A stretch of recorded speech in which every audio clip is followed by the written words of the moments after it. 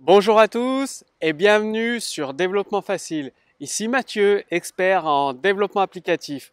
Donc je me trouve dans le magnifique parc de Belgrade, proche de la forteresse, donc toujours en Serbie. Et dans cette vidéo, je veux partager avec vous une stratégie de debug avancée qui va vous permettre de résoudre beaucoup plus rapidement, de trouver beaucoup plus rapidement les bugs qu'il peut y avoir dans vos applications. Déjà, trop souvent, je rencontre des développeurs qui font complètement l'impasse sur une stratégie de debug, c'est-à-dire qu'ils n'en connaissent pas. Et quand il y a un bug, ils cherchent un petit peu au petit bonheur la chance, donc ils perdent un temps énorme, énorme. Et donc justement, cette technique, ça va vous permettre de détecter et de corriger les bugs beaucoup plus rapidement. Donc en fait, ça consiste par exemple, si vous codez en JavaScript avec le langage JavaScript, vous pouvez utiliser déjà premièrement les exceptions.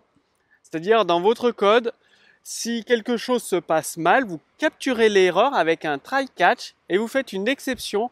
Et avec toutes les infos que vous avez sur la variable en cours, le calcul en cours ou la fonction en cours ou l'objet concerné, vous l'envoyez. Donc vous faites un throw new error et après vous capturez l'erreur. Donc soit vous pouvez la stocker dans une base de données, l'erreur, en interagissant avec du PHP MySQL, soit vous pouvez écrire dans un fichier texte ou alors directement l'afficher dans la console de debug, ou alors afficher un message d'erreur personnalisé à votre utilisateur. Donc ça, c'est la première stratégie, utiliser les exceptions, try catch. Ensuite, vous pouvez prévoir dans votre code, si vous faites par exemple plusieurs if, des switch cases, et si ça arrive dans un certain cas de votre code en testant une variable ou autre, vous pouvez également générer une erreur, donc avec ça dépend de ce que vous utilisez comme classe. Des fois, c'est un log, point logger, un trace, point quelque chose, ou juste appeler la fonction trace avec tous les éléments de l'erreur. C'est-à-dire quand vous générez une erreur, il faut donner le maximum d'informations sur le contexte actuel. Quelle variable est concernée? Quel objet est concerné? Quelle fonction est concernée? Quelle fonctionnalité est concernée? Vous donnez le maximum d'informations. Et je vous conseille de créer un fichier de log, c'est ce qui se fait généralement. Donc un simple fichier texte où vous mettez la date et l'heure d'arrivée de l'erreur. Donc ça, c'est vraiment des stratégies que vous pouvez mettre en place dès maintenant. Comme ça, après, vous verrez vos fichiers de log, votre base de données, vous saurez repérer dans quelle fonctionnalité, quelle classe, quelle variable est concernée par le bug, l'erreur, et ce sera beaucoup, mais vraiment beaucoup plus simple pour vous de résoudre ces erreurs. Vous allez être hyper réactif.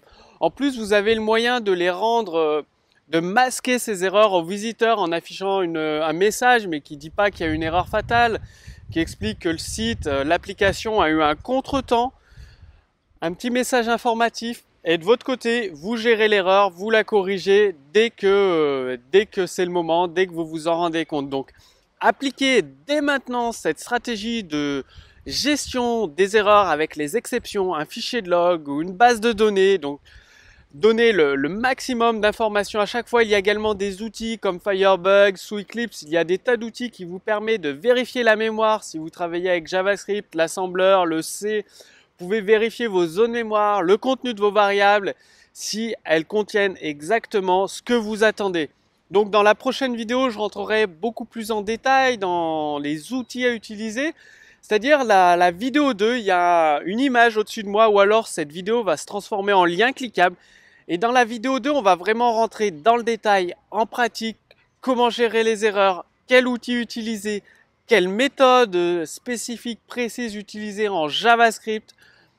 Donc tout ça, vous allez le voir dans la deuxième vidéo. Donc utilisez JavaScript à votre avantage pour créer des applications vraiment performantes, travailler en équipe avec des frameworks. Donc je vous dis à tout de suite dans la deuxième vidéo.